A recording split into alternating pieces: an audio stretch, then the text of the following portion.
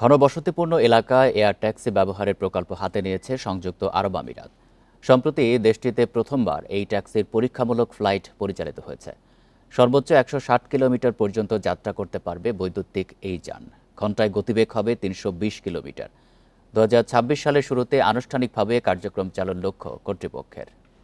Bundle থাকলে প্রতি সেনমানিতে টাকা বাঁচবে। বিকাশ সেনমানি বান্ডেল কিনে জিতুন প্রতি লেনদেনে। সংযুক্ত আরব আমিরাতে সম্প্রতি বৈদ্যুতিক এয়ার ট্যাক্সির প্রথম পরীক্ষামূলক ফ্লাইট পরিচালিত হয়। ঘনবসতিপূর্ণ এলাকায় যানজট নিরসনে প্রকল্পটি নিয়ে কাজ করছে জবি এভিয়েশন নামে একটি প্রতিষ্ঠান। এটি দুবাই এরিয়াল ট্যাক্সি প্রকল্পের জন্য একটি বড় মাইলফলক। আমরা দুবাইয়ের আকাশে প্রথমবার যাত্রীবাহী এয়ার ট্যাক্সি উড়াতে সক্ষম হয়েছি। উন্নত প্রযুক্তির এই ট্যাক্সির মাধ্যমে দুবাইয়ের প্রধান বিমানবন্দর ডিএক্সবি থেকে পাম জুমেরা পর্যন্ত যেতে মাত্র ১২ মিনিট সময় লাগবে, যেখানে গাড়িতে যেতে সময় লাগে ৪৫ মিনিট। এই ট্যাক্সির নকশা থেকে শুরু করে আকাশ সীমায় ওড়ার সব প্রক্রিয়ায় যাত্রীদের নিরাপত্তার বিষয়টিকে গুরুত্ব দেওয়া হয়েছে। তাছাড়া এতে ত্রুটি রয়েছে কিনা কয়েক ধাপে তা যাচাইয়ের সুযোগ রয়েছে।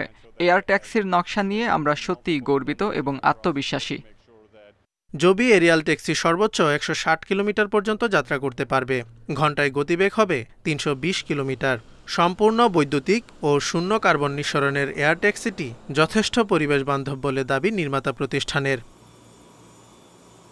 ২০২৬ সালে আরব আমিরাতে বাণিজ্যিক এয়ার ট্যাক্সি পরিষেবা উদ্বোধনের পরিকল্পনা করছে জবি এভিয়েশন। প্রাথমিকভাবে ৪টি স্থানে এই ট্যাক্সির স্টেশন স্থাপন করা হচ্ছে। এগুলো হলো দুবাই আন্তর্জাতিক বিমানবন্দর, পাম জুমেইরা, দুবাই ডাউনটাউন ও Dubai marina. Zobayer Hossain, independent news.